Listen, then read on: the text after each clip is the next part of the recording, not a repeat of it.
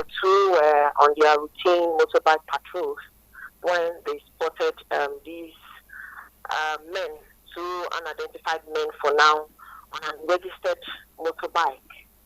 They were being pursued when they opened fire on the two police officers.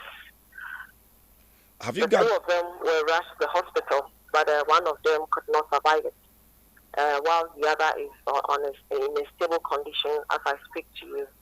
And as I speak, still operations are underway to also get these perpetrators arrested. Have you gathered any information as to whether or not what these criminals were doing, these alleged criminals were doing, that necessitated their pursuit by these two police officers? Yes, that is why I'm saying that the information the command have now is very scanty, because we are trying to gather pieces of information to be able to feed you accordingly with the right information. So for now, I am not very clear with what might have caused the pursuit. But for what we know is what I'm telling you, that in due course we'll gather every information and feed you with it.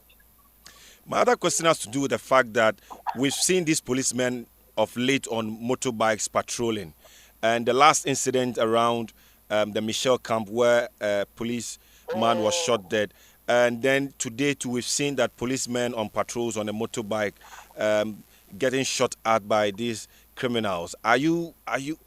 What is happening? Are you picking as to, are you going to change your way of patrols, or because consistently we've seen that there's a trend being built in this direction? Exactly. Yes. Regarding motorbike patrols, this is not the time. It has been resistance for some time now, and this was invented into the service to be able to pursue some of these criminals, in a very fast pace. But with what we are recording of late, I don't know what decision the administration may take. That one I cannot say.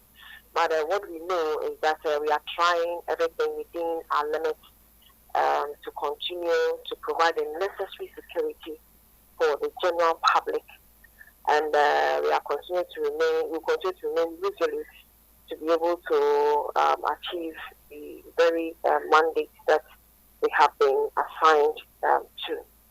There are a number of intersections with traffic lights with policemen around the Lapaz area heading towards the Awoshi junction. And so one would wonder why in a broad daylight something like that will happen. I thought some of your men were on that road checking traffic and should have probably been able to intervene. Oh, yes. For the kind of work we do, some of us usually, we have a certain, department or unit. Some of them are armed, others are not armed, like people like those in the Motor Traffic and Transport Department, as you are saying. On a stretch of the road, you have them because their core objective of being on the road is different from people who are to combat criminals or crimes of this nature. Yes, we have different assigned roles, and it is not at all times that we see a police officer with weapons, So I believe that we were there on time to be able to get these people, these perpetrators being pursued. So it is still underway. The operation is still ongoing. Whenever we are able to arrest them, definitely we'll get you, and I'm very optimistic that it will come out successful. My last question is this. You have a number of combat patrol people around the area, all the way probably towards the Kaswa Junction and its surroundings. Have all these people been notified, and what are they going to do in this direction? Because I hear they actually hijacked a car also after they shot at the policeman. Oh, yes, they have all been notified, and it is not every operation I have to let out, because these people are also intelligent, they are also listening.